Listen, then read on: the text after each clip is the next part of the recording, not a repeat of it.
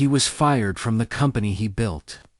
He faced rejection, failure, and humiliation. But years later, he returned, not just to save that company, but to change the world forever. This is the story of Steve Jobs.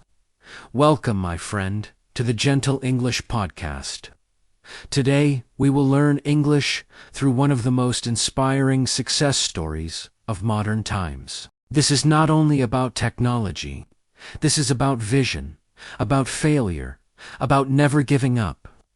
This is about a man who believed so deeply in his dream that he changed the way we live, work, and communicate. And as you listen, I want you to do more than practice English. I want you to think about your own life, because the story of Steve Jobs is not just about computers or phones. It is about courage. It is about following your passion. And it is about believing in yourself when the world says you cannot. Let's begin. Steve Jobs was born in 1955 in California. He was adopted by a working-class couple, Paul and Clara Jobs. They were not rich. They were not famous. But they gave Steve love and support.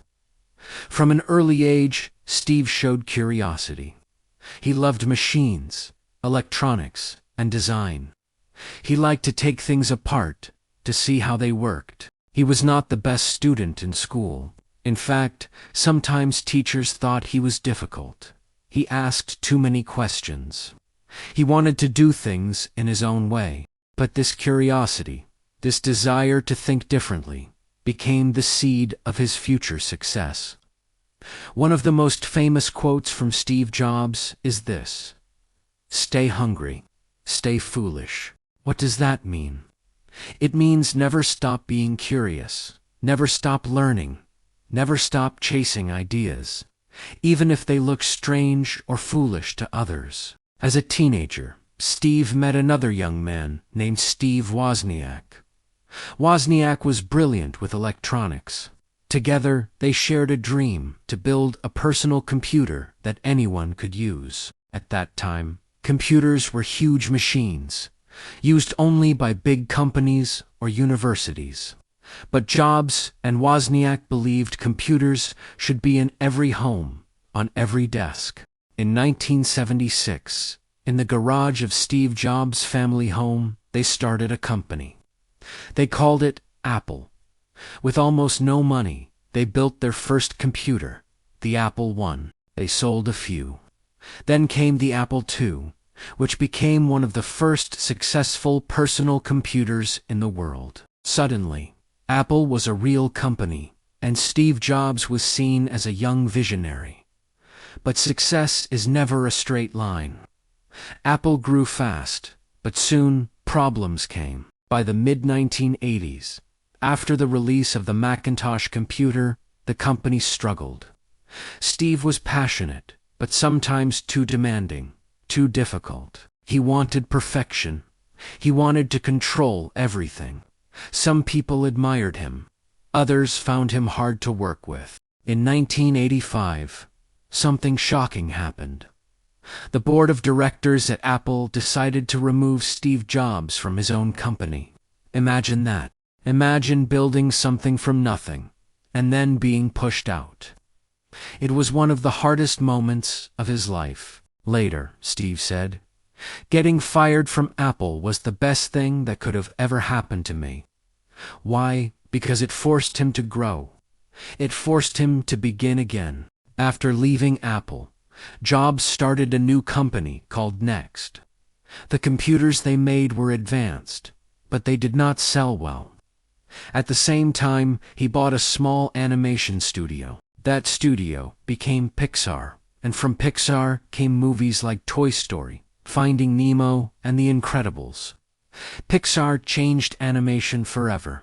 Even though Next was not a big success, the technology it created became very important later. And Pixar became one of the most successful film studios in the world. So even in failure, Steve Jobs was planting seeds for future success. Now let me ask you, how do you respond to failure? Do you give up, or do you use it to grow? Steve Jobs' story shows us that failure is not the end. Sometimes it is the beginning of something greater. In 1997, something unexpected happened. Apple, the company that once fired Jobs, was in deep trouble. Sales were down. The company was close to collapse. And who did they call to save it? Steve Jobs. He returned to Apple, but this time he was different. He was more experienced, more focused, more ready. He simplified Apple's products. He brought in a culture of design, beauty, and innovation. And soon the world saw something amazing. The iMac, the iPod, the iPhone, and the iPad. Each product was not just a tool, it was an idea. The iPod changed how we listen to music. The iPhone changed how we communicate. The iPad created a new way to connect, learn, and play. Steve Jobs once said, "Innovation distinguishes between a leader and a follower." And truly, Apple became a leader. They didn't just make technology. They made technology beautiful, simple, and human. But the most inspiring part of Steve's story is not just the products, it is the way he thought. He believed that technology and art should live together. He believed that design was as important as function. He believed that people don't just buy products, they buy experiences, emotions, and dreams. Jobs once said, "The people who are crazy enough to think they can change the world are the ones who do." He lived by that idea. He was not afraid to be different, to take risks, to dream big. Now I want you to pause and reflect. What about you? What dream do you have that others might call crazy? What idea do you keep inside but are afraid to share? Steve Jobs teaches us that sometimes being different is your greatest strength. Of course, his life was not without struggle. In 2003, Jobs was diagnosed with cancer. He continued to work, to lead, to create, even while fighting illness. He showed determination until the very end. In 2011, Steve Jobs passed away. But his vision, his spirit, his words remain with us. Think about it. One man who started in a garage changed music. Phones, computers, movies, and even the way we think about design. That is the power of vision. That is the power of persistence. So what lessons can we take from Steve Jobs' life? First, follow your passion, Jobs said. The only way to do great work is to love what you do. If you don't love it, you won't push through the hard times. Second, don't fear failure. Being fired from Apple could have destroyed him, but instead it prepared him for greater success. Failure is not the end. It is part of the journey. Third, think differently. Don't just follow the crowd. Don't just do what everyone else does. Innovation comes from courage, from daring to ask, what if? And finally, leave a legacy. Jobs didn't just build products.